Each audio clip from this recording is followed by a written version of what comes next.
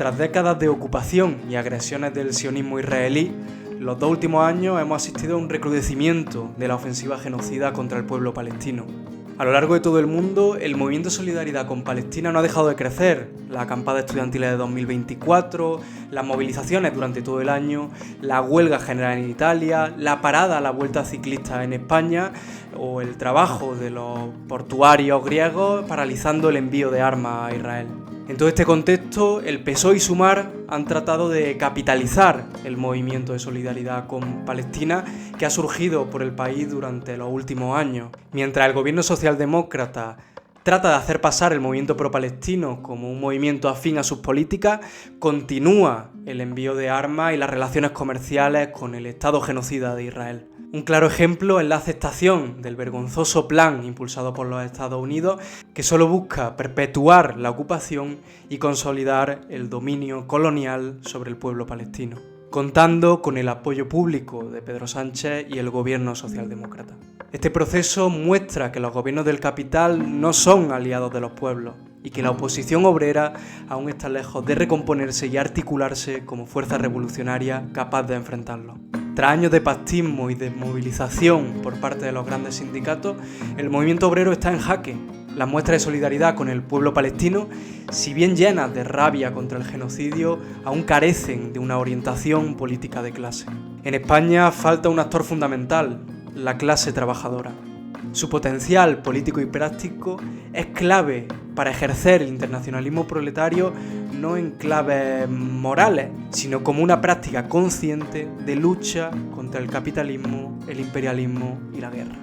La paralización del envío de armas, la interrupción de la producción y el boicot activo contra las empresas cómplices del genocidio son pasos imprescindibles. El movimiento obrero es el único capaz de asestar golpes certeros al capital y al imperialismo. La pregunta es, ¿qué debemos hacer en este panorama? ¿Cómo podemos aprender de otros países y la lucha contra la guerra y el genocidio en Palestina? Hoy hablamos del papel de los trabajadores portuarios en Grecia, de la huelga general en Italia, de los miles de estudiantes organizados en las universidades españolas y de los parones del 15 de octubre. Bienvenidos y bienvenidas a un nuevo episodio del Juventud Podcast.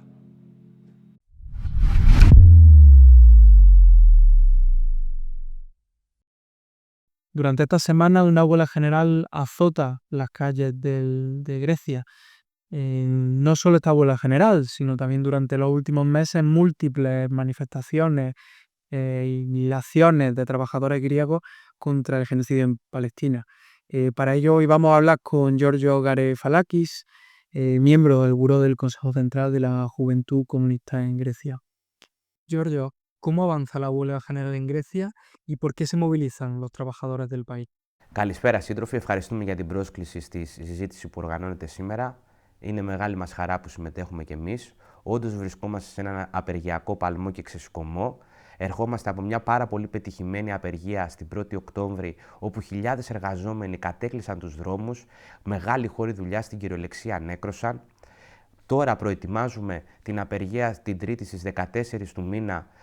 όπου κυριολεκτικά μετράμε ένα ρεκόρ αποφάσεων ομοσπονδιών, εργατικών κέντρων, σωματείων. Δεν είναι υπερβολή να πούμε ότι η πλειοψηφία των σωματείων στον ιδιωτικό και δημόσιο τομέα έχει πάρει ήδη απόφαση συμμετοχή σε αυτό. Όλα αυτά γιατί τον 21ο αιώνα η κυβέρνηση, για λογαριασμό των επιχειρηματικών ομίλων και της κερδοφορίας τους, υλοποιώντας οδηγίες της Ευρωπαϊκής Ένωσης, βάζει στο στόχαστο το σταθερό ημερήσιο χρόνο εργασίας, φέρνει το 13ωρο, τις 13 ώρες δουλειά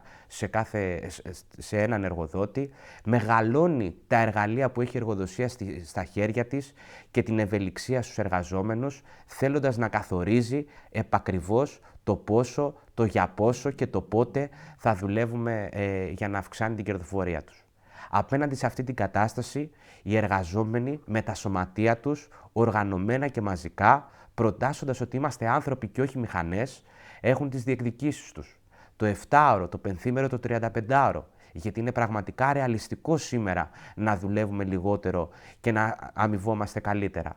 Μέτρα ενάντια στην ακρίβεια που κατατρώει το εισόδημά μας. Μέτρα για την υγεία και την παιδεία του λαού μας. Έχουμε εμπειρία. Δεκάδες νόμοι έχουν μείνει στα χαρτιά. έπειτα από τον ανυποχώρητο συλλογικό και μαζικό αγώνα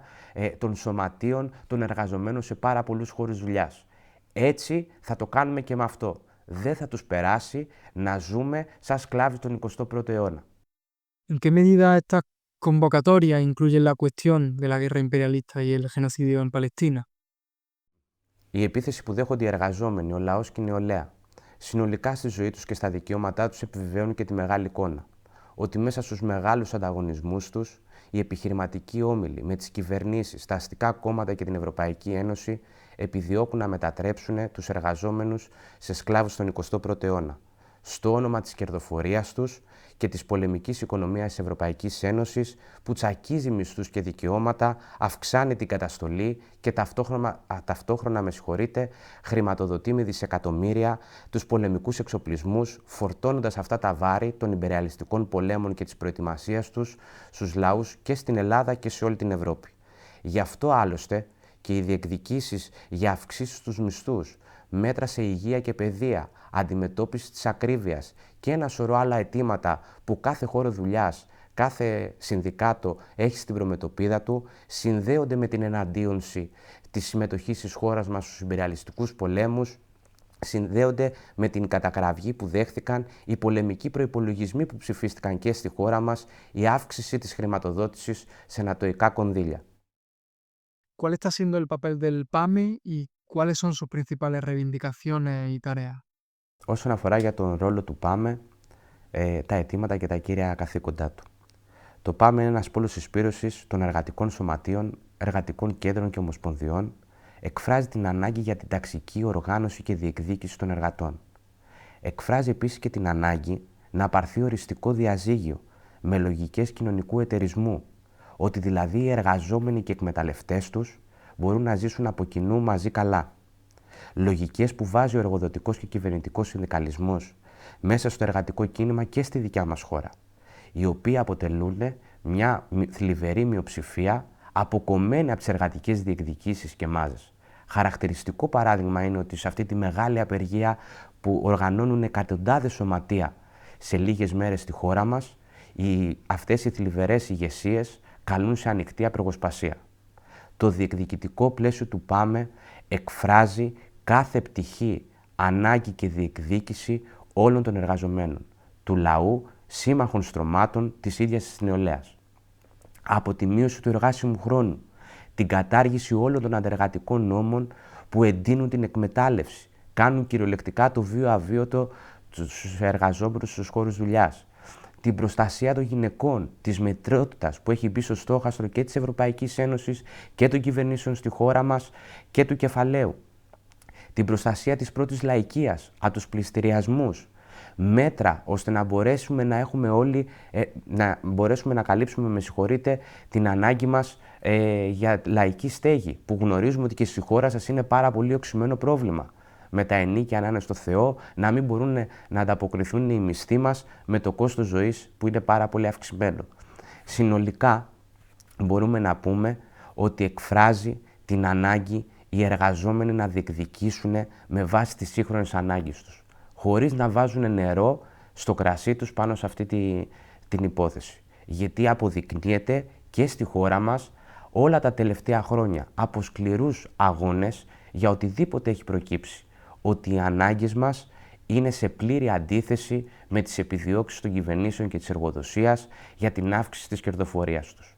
Όπως πολύ σωστά εμπεδώθηκε στη χώρα μας μέσα από το τραγικό έγκλημα στα Τέμπη, είναι ή τα κέρδη τους ή οι ζωές μας.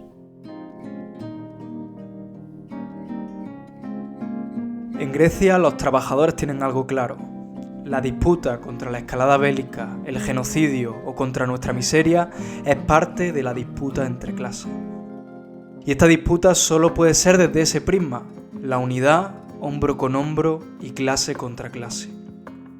En Italia, este último mes, también llevan sucediéndose masivas huelgas generales contra el gobierno de Meloni y su complicidad con el genocidio en Palestina. El Frente Comunista y el Frente de la Juventud Comunista llevan a pie de cañón desde el minuto 1 en esta lucha y también tienen algo claro. La centralidad en toda esa lucha está en la clase trabajadora. Oggi sta succedendo qualcosa di straordinario. C'è più di 1 milione di persone in piazza per la Palestina.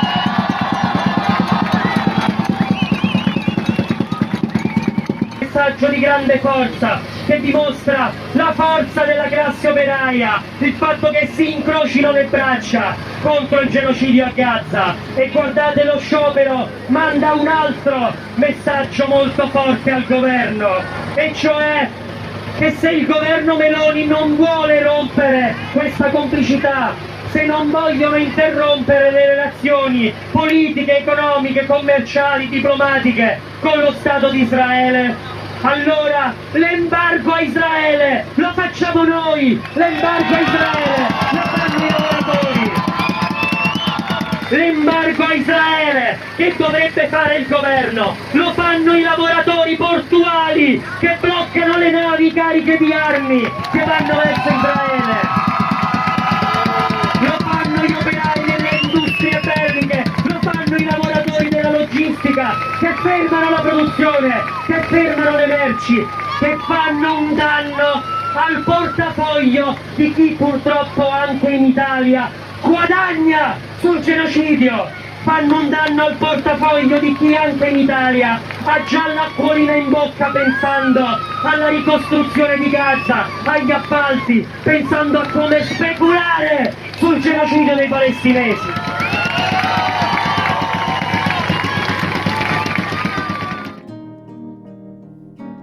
Y mientras tanto, ¿qué está pasando en España? En las universidades públicas de todo el país, miles de estudiantes se están organizando contra el genocidio en Palestina. Hoy hablamos con Jorge Pérez, militante comunista y también estudiante de una universidad pública en Madrid. Jorge, ¿cuál es la situación en las universidades públicas de la Comunidad de Madrid en torno al movimiento palestino? Buenos días, Carlos. Pues mira, ahora mismo en las universidades de Madrid está habiendo bastantes movilizaciones y sobre todo muy masivas. O sea, en general en Madrid tenemos un panorama de movilización súper grande. Ya se vio, por ejemplo, en la Vuelta Ciclista que hubo unas movilizaciones muy grandes en toda Madrid que se acabó paralizando la propia Vuelta. Y eso además en el sector educativo y sobre todo en universidades se ha visto muy claramente cómo se ha seguido esa estela. Además, durante todo el inicio de curso ha sido un poco la constante, la verdad. Entonces, pues bueno, la verdad es que eso, la situación ahora mismo es de grandes movilizaciones y sobre todo de movilizaciones impulsadas desde abajo, un poco desde la base, desde todas las organizaciones que estamos presentes en el día a día del movimiento estudiantil, en el día a día de las luchas que se desarrollan en los centros de estudio. Y ahí la verdad es que la coordinación entre asociaciones ha sido una pieza clave y creo que bastante definitoria de todo el trabajo que se está haciendo con la cuestión de la solidaridad con Palestina, ¿no? Porque hemos tratado sobre todo de organizar conjuntamente al estudiantado, de no tratar de generar 15 espacios distintos de organización que al final lo único que hagan sea dividir la lucha, y hemos conseguido sacar convocatorias unitarias que nos complementamos todas las organizaciones a avanzar en una misma línea y básicamente eso nos ha permitido grandes hitos de movilizaciones. El primero de ellos fue la intercepción de la flotilla, que bueno, al día siguiente de que se interceptara las flotillas, se dieron una serie de movilizaciones en general en toda España y en universidades en específico en Madrid. Hicimos una manifestación, por ejemplo, en la Universidad Complutense a lo largo de toda la ciudad universitaria, con la que acabamos cortando la A6, que es una de las principales autopistas de entrada a Madrid, y por tanto pues era como un daño considerable al desarrollo de la normalidad en la capital de España, ¿no? También en otras universidades se hicieron pasacampus bastante masivos en los que se iba sacando a la gente de las aulas, se iban sumando y se iban construyendo manifestaciones bastante grandes dentro de todos los campus universitarios. Y además ese mismo día, el 2 de octubre acabamos las movilizaciones con un encierro en la Complutense, en la Facultad de Filosofía y Filología, bastante grande también, que nos servía, y su principal horizonte era poder organizar la huelga que habíamos convocado unitariamente todas las organizaciones estudiantiles del 3 de octubre, que fue pues un poco el hito al que queríamos conducir todas estas movilizaciones que había habido a lo largo de septiembre, para apoyar en ese momento dado los paros educativos que habían convocado todos los sindicatos de clase de la educación unitariamente, y que entendimos que tenía que tener también su correlato estudiantil y su apoyo. ¿Cuál está siendo el papel del gobierno autonómico en cuanto a estas movilizaciones? Pues mira, ahora mismo el gobierno autonómico en Madrid está destacando por ser como el gran bastión del sionismo. Un poco el PP madrileño, con Ayuso a la cabeza, ha decidido que piensa morir en la colina del genocidio y está destacando por encima del resto de gobiernos del Partido Popular por esa defensa tan arraigada de Israel, la verdad. Y es una cosa que, bueno, realmente sorprende poco cuando le echamos un vistazo a los vínculos que existen entre Ayuso y bueno, el resto de componentes del gobierno del PP y Vox de Madrid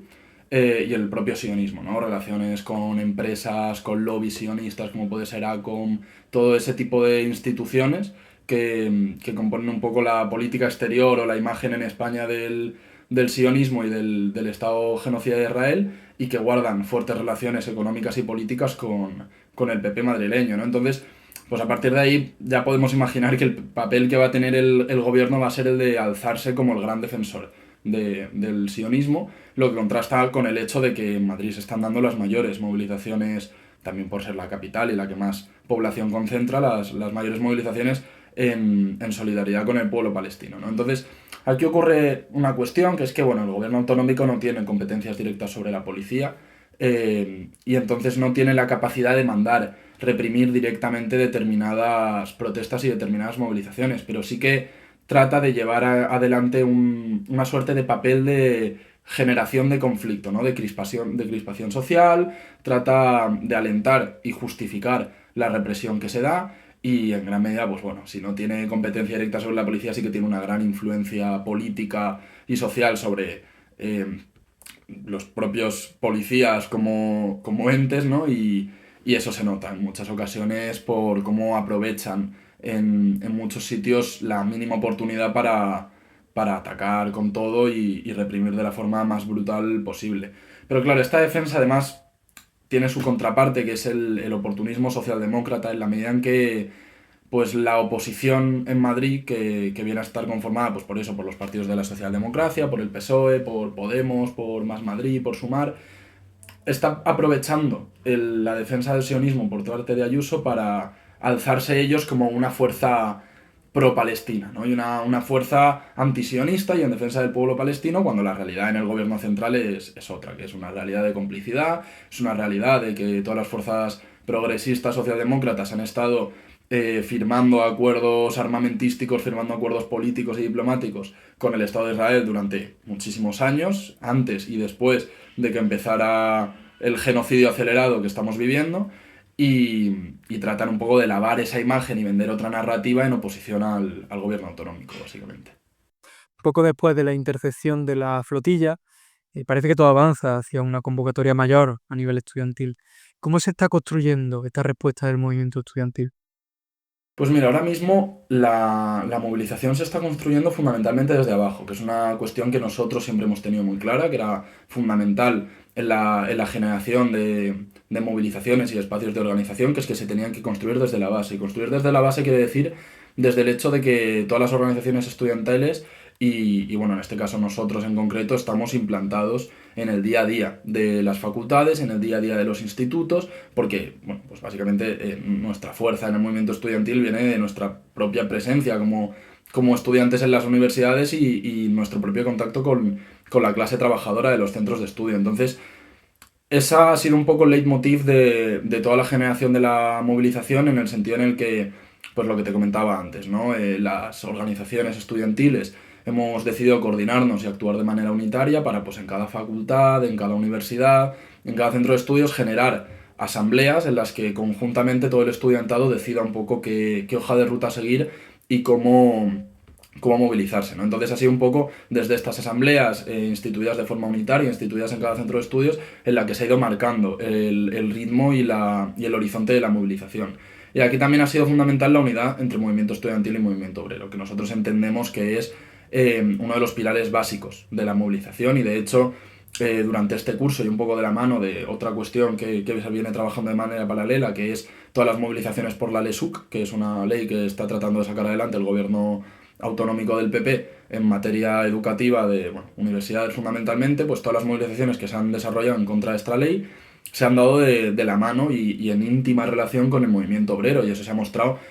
profundamente positivo en muchísimos sentidos, en la medida en que nos ha permitido avanzar en la construcción de un movimiento muchísimo más fuerte y con muchísima más capacidad de movilización y sobre todo de presión, que es lo que buscamos al final, ¿no? No solo caer en el demandismo, caer en la moverse y moverse y moverse, sino sobre todo movernos con un objetivo y con una clara intención de presionar hasta que nuestras demandas, que en este caso son la ruptura de relaciones, ya no solo en general, sino en específico de las universidades con toda entidad sionista, la ruptura de contratos, todo ese tipo de cuestiones, definitiva, básicamente, sin medias tintas, pues que todas esas demandas sean conseguidas finalmente de forma material. Entonces, pues ahora mismo estamos tratando sobre todo de generar espacios que también incluyan al movimiento obrero en toda la cuestión de las movilizaciones por Palestina, que es un poco como el principal reto que tenemos por delante y lo que quizás no terminamos de poder desarrollar durante el mes de septiembre, pero que sí que estamos sabiendo impulsar ahora. Y nuestro principal hito en las próximas semanas, de hecho, es pues la huelga del 15 de octubre, que viene convocada como paros parciales por algunos sindicatos, como huelga general por otros, y en la que entendemos que el estudiantado tiene que formar parte de ella en apoyo a la clase trabajadora que se está movilizando contra el genocidio en Palestina, ¿no? Entonces, pues eso, nuestro objetivo es construir una huelga, como mencionaba antes, desde la base, en el sentido de que sea el propio estudiantado el que la impulse y no burocracias sindicales estudiantiles que desde arriba y sin ninguna presencia en los centros de estudio planteen una huelga que nadie ha refrendado ni nadie ha decidido y que traten de imponerla al resto de sectores, sino en conversación con los sindicatos, en conversación con el estudiantado, con implicación de este mismo, poder sacar adelante nuestra propia convocatoria de movilización y nuestra propia hoja de ruta.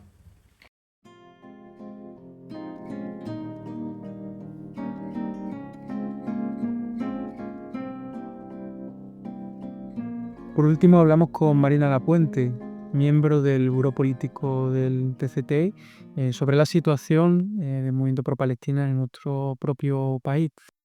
Marina, llevamos décadas observando la agresión contra el pueblo palestino, pero durante los últimos años el PSOE y Sumar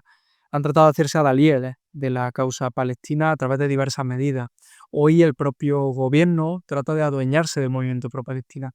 ¿Cuál ha sido el papel de ese gobierno más progresista de la historia en este aspecto? ¿Y qué problemas veis que existen en torno al movimiento de solidaridad con Palestina? Vale, sí, nosotros creemos que es importante hablar de cuál ha sido el papel del gobierno español al respecto de todo esto y caracterizarlo bien. Y seguramente si tuviéramos que resumir a una sola característica su actuación, sería la de hipócrita. Y voy a intentar explicarlo. A ver, creo que a nadie se le escapa que desde octubre del 23 sí que ha habido un cierto endurecimiento al menos del tono del discurso del gobierno, de sus principales socios y también del propio gobierno como entidad, ¿no? Y que, bueno, pues que en ese endurecimiento ha habido hechos como el reconocimiento del Estado de Palestina en mayo del 24, ¿no? Pues otra serie de discursos más condenatorios que hemos visto, por lo menos con los casos ya más claros de vejaciones y de violaciones sistemáticas de derechos humanos contra el pueblo palestino. Sí que hemos podido observar eso, pues como desde un momento de mucha mayor ambigüedad, sobre todo en el caso del PSOE, se ha pasado a estos momentos de igual al menos de posicionamiento un poco más claro en el plano del discurso, ya digo, por lo menos sobre estos casos más claros, sobre los que también es difícil escapar al posicionarse claramente. Pero bueno, de todas maneras, creemos que estos cambios de discurso pues han sido simplemente eso, han sido un cambio puramente cosmético y que los gestos que se han realizado, los gestos institucionales, como esta declaración del Estado de Palestina,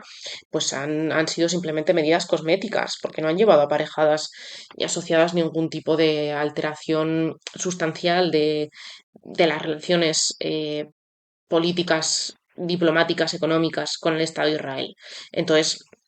creemos que en definitiva la actuación del gobierno español y ya más cuando parece que pretende aparecer como el principal representante de la causa palestina, pues bueno, es que no podemos sino llamarla hipócrita, ¿no? Porque herramientas y maneras para alterar o para dificultar el genocidio del Estado israelí contra el pueblo palestino, desde luego tiene. tiene vías para mostrar de manera más clara, mostrar su rechazo, ¿no? Y su desacuerdo, y no se han utilizado estas vías. Y bueno, hay varios ejemplos seguramente que podemos poner. Lo primero de ellos, o sea, por ejemplo, esta declaración del Estado palestino o sea, declaración, este reconocimiento del Estado palestino de mayo del 24, por ejemplo, no llevaba asociado ningún tipo de reconocimiento de fronteras. Entonces es una declaración que te sale completamente gratis hacerla. Si luego tú realmente no alteras otros ejes de cooperación y de relación que tienes con Israel, y además es que ni siquiera haces un reconocimiento claro de cuáles son las fronteras de ese Estado palestino que estás reconociendo, pues es que efectivamente tu medida es absoluto papel mojado y pura palabrería. O, por ejemplo, se puede poner, ¿no? Yo lo pongo mucho el ejemplo del comercio de armas con Israel. El- Han tenido que salir representantes del gobierno español en dos, tres ocasiones diferentes a decir que se iba a suspender el comercio de armas con Israel. A ver, si la primera vez era verdad, la segunda y la tercera ya no hacían falta. Si han tenido que salir varias veces a declarar lo mismo, es porque la primera vez era mentira. Y bueno, además es una cosa que se han realizado ya varias investigaciones, ¿no? Y han salido ya varios medios, varias investigaciones que han demostrado que desde la primera declaración que hubo, en la que se dijo que en octubre del 23, desde octubre del 23, España ya no participaba en el comercio de armas con Israel, pues efectivamente sí que ha habido varias vías de tráfico de armas con el Estado de Israel. Entonces, bueno, pues seguramente es el mejor ejemplo y el más descarado de cuál ha sido la actuación real del gobierno, pues eso, resumida en el hecho de que ha habido pues muchas declaraciones hasta el punto casi de querer aparecer como los grandes defensores de la causa palestina, pero en realidad, pues en el plano de las relaciones reales que existen, pues pocos cambios, por no decir ninguno.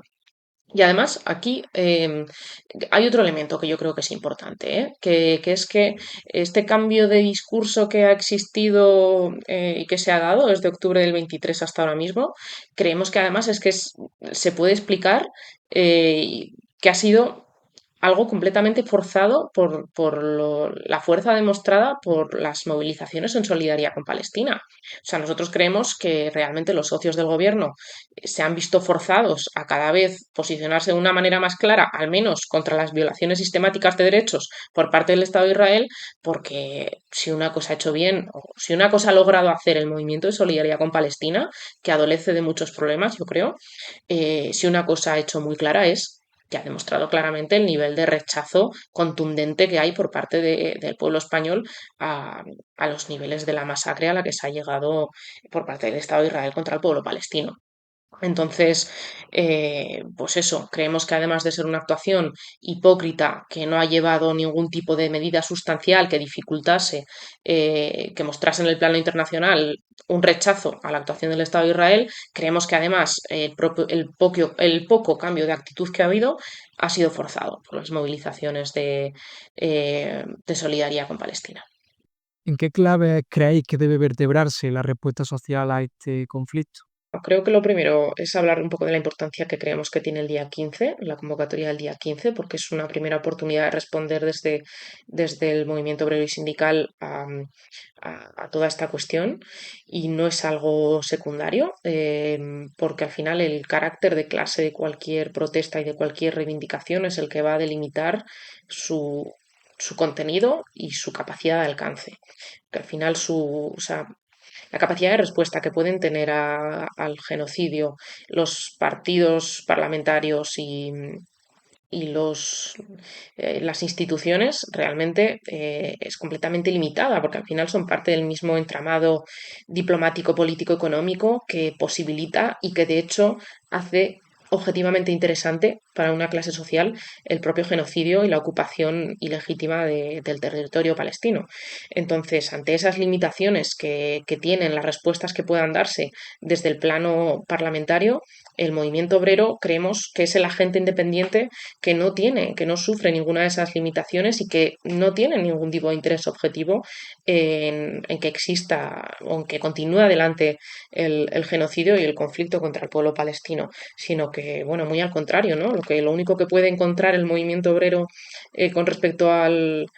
conflicto es pues unos lazos de solidaridad con el pueblo palestino que le puedan llevar a posicionarse y a tomar partido en todo este conflicto. Y ahí, bueno, pues también es importante hablar de la potencialidad que tiene el movimiento obrero o la vía de la huelga como ninguna otra para articular respuestas efectivas a cualquier tipo de medida política, de acuerdo, de plan imperialista. Y bueno, ahí bueno, lo han demostrado, tenemos buenos ejemplos en otros países europeos con huelgas que ha habido que han tenido muy clara la consigna y han tenido muy clara la necesidad de parar, porque el que la clase obrera pare es realmente lo que tiene capacidad de paralizarlo todo y demostrar un rechazo con una respuesta efectiva a cualquier tipo de plan, de medida política, y que realmente tiene la capacidad real de paralizarla, ¿no? Entonces, bueno, pues en primer lugar decir esto, que creemos que es importante que el movimiento obrero tenga una participación con entidad propia en todo lo que de manera así más abstracta, más amplia podemos llamar el movimiento de solidaridad con Palestina. Pero aparte de esto, sí que decir que, bueno, en el movimiento de solidaridad con Palestina, pues creo que sí que podemos observar que ha habido una serie de limitaciones todo este tiempo por su propia dispersión, desorganización, por el hecho de que ha actuado de una manera, solo ha tenido capacidad de actuar de manera reactiva, ¿no? Ante la llegada de noticias de pues hechos absolutamente brutales, ¿no? Pues se convocaban una serie de movilizaciones, pero no ha habido capacidad de mantener unos esfuerzos sostenidos en una misma dirección por la propia falta de organicidad y de unidad que ha existido en el movimiento de solidaridad. Entonces, bueno, nosotros creemos que igual estas son algunas de las conclusiones que deberíamos de tener en cuenta quienes intentamos y vamos a intentar fortalecer el movimiento de solidaridad con Palestina para una fase nueva. En la que habrá que tener presentes muchas conclusiones, ¿no? Porque en esta nueva fase que se abre, pues el gobierno español, por ejemplo, ya ha dejado claro su acuerdo con el nuevo pacto, el nuevo acuerdo, valga la redundancia, de este plan auspiciado por los Estados Unidos. Y bueno, pues creemos que realmente la movilización va a seguir siendo necesaria y por las limitaciones que vamos a ver que va a tener este acuerdo y que, pues eso, estas son seguramente algunas de las conclusiones que tenemos que tener en cuenta. Una mayor centralidad e implicación del movimiento obrero y dotar de una mayor organicidad y estabilidad a las movilizaciones o al movimiento de solidaridad con Palestina. Hemos visto que las grandes centrales sindicales han convocado paros de 2 horas el 15 de octubre. ¿Cuál es la posición del PCT sobre estos paros y hacia dónde creéis que debe caminar la lucha contra el genocidio en Palestina? Sí, aquí en parte me remito un poco a la de la postura anterior, a la respuesta, perdón, anterior. Creemos que lo principal tiene que ser la necesidad de utilizar esta convocatoria como una primera oportunidad para dar una respuesta lo más clara y amplia posible al genocidio contra el pueblo palestino y a los planes imperialistas que actualmente hay vigentes para la región. Esto sería lo fundamental. Y bueno, luego ya de manera más secundaria sí que analizamos que esta convocatoria o estas convocatorias, que bueno, ya sabemos que está por un lado la convocatoria de los dos sindicatos mayoritarios, que es de solo 2 horas por turno, y por otro lado están otra serie de sindicatos que convocan para las paro de 24 horas, ¿no? De jornada completa, pero que estos sindicatos tienen menor capacidad de movilización y tienen menor implantación entre la clase trabajadora. Pues bueno, tenemos una convocatoria sin acuerdo en este sentido y que por tanto supone una serie de limitaciones prácticas a la hora de articular cualquier respuesta. Esto es una primera limitación y una gran una limitación que nos encontramos, por desgracia, y bueno, nosotros ahí lo primero que esperamos es que en ningún caso, ningún tipo de desaveniencia sindical puede eclipsar el objetivo principal que tiene este día, que es el de, como digo, mostrar el rechazo más claro, efectivo, amplio posible al genocidio contra el pueblo palestino y a los planes de las potencias imperialistas en la región que ha aceptado también ahora de manera clara el gobierno español. Y bueno, y eso, esperamos y vamos a trabajar porque esta jornada sea, ya digo, lo más visible y efectiva posible y que bueno, que esta serie de limitaciones que ha podido tener la convocatoria y que ha tenido también en su trabajo previo, en su planificación previa, pues afecten lo menos posible. Y, y bueno, de todas maneras, también creemos que esta convocatoria hay que leerla dentro de un proceso, ¿no? Que no es la fecha en la que nos lo vayamos a jugar todo, sino que, bueno, pues es una fecha que podemos ver como un paso más o como uno de los primeros pasos en la articulación de una respuesta de clase al genocidio y, bueno, en general a la escalada militarista que está existiendo como telón de fondo de todo esto y contra, bueno, los intereses de las potencias imperialistas, entre las que digo está España. Eh, entonces, eso, creemos que esta convocatoria hay que verla como una de las oportunidades para ir acumulando fuerza y para ir articulando una respuesta clara, e independiente del movimiento obrero bueno, al conflicto, o sea, bueno, al ataque contra el pueblo palestino y a los planes imperialistas en esta región y en otras regiones del mundo. ¿En qué estado está ahora mismo el movimiento obrero para responder a la escalada bélica, a la guerra imperialista y también a la situación del genocidio que está sufriendo el pueblo palestino? Sí, pues el movimiento obrero ahora mismo, bueno, creo que se le escapará que está en un momento a nivel de movilización, está en momentos bajos, está en momentos con dificultad para, para organizar ningún tipo de movilización, en parte por las propias dinámicas que se han normalizado desde las propias estructuras sindicales en los últimos años. Entonces, bueno, pues ahora mismo tiene, a nivel inmediato, tiene una capacidad de respuesta bastante limitada y bastante limitada por el marco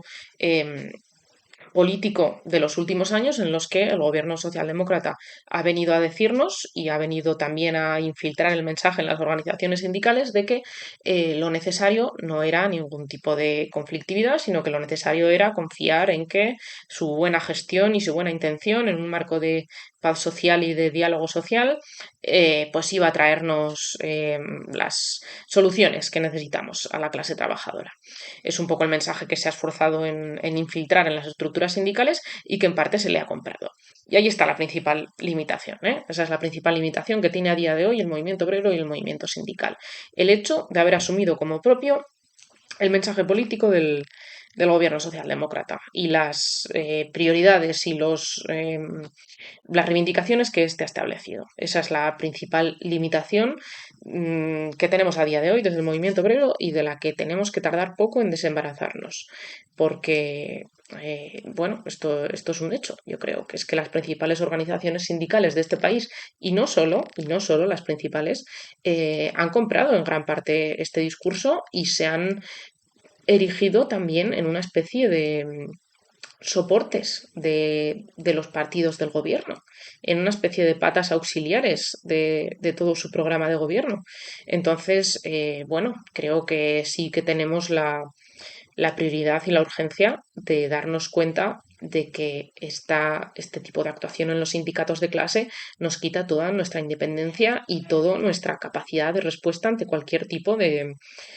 plan, de medida política y de acuerdo imperialista, como es este caso, ¿no? En el que parece que la convocatoria ha perdido importancia conforme el PSOE aceptaba un plan que nos venía impuesto, que venía impuesto desde los Estados Unidos, ¿no? Entonces, bueno, seguramente es el principal reto, ya digo, que tenemos, porque además creo que lo comentaba un poco antes, el contexto en el que nos estamos metiendo es un contexto de cada vez mayor militarización, de tendencia hacia la confrontación directa entre potencias imperialistas y bueno, esta convocatoria del 15 hay que verla como un primer paso en una acumulación de fuerzas, en una respuesta en la que el movimiento obrero va a tener que tomar partido a la guerra imperialista, a su rearmamento, a la reconversión de la economía para participar en los planes de armamento de los gobiernos imperialistas. Aquí se abren una serie de dilemas en los que vamos a tener que tomar partido, en la que los sindicatos van a tener que tomar partido y van a tener que saber posicionarse. Entonces, aquí nosotros, desde ya mismo, vamos a dedicarnos a dar esta explicación y a señalar este objetivo de que el movimiento obrero y sindical tiene que dedicarse durante toda esta coyuntura a eso, a marcar una independencia clara de cualquier tipo de proyecto político burgués como el que representa hoy en día el gobierno del PSOE y de Sumar principalmente, y a caminar por una senda propia de oposición a una guerra o a unas guerras o a unos a unas confrontaciones imperialistas que no representan en absoluto nuestros intereses, sino que van a darse en nuestra contra, van a ser a costa de nuestros servicios públicos, de nuestros derechos e incluso ya veremos si de nuestra participación directa o indirecta en los conflictos bélicos. Entonces, bueno, ahí está seguramente la gran lección que tenemos que extraer de la participación sindical en esta convocatoria y en general en nuestros días y en lo que se nos viene.